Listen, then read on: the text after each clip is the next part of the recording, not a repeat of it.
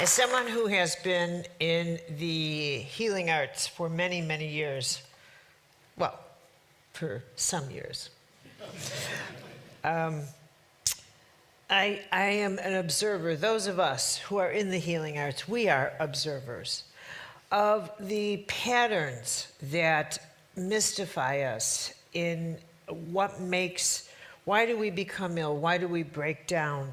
What helps us to become better? I mean, we are great mysteries to each other. And I find it so interesting that for all the years that we continue to study us, that we are such mysteries, which should tell us right off the bat that we continue to open places within ourselves, that we ourselves, as we are the observers,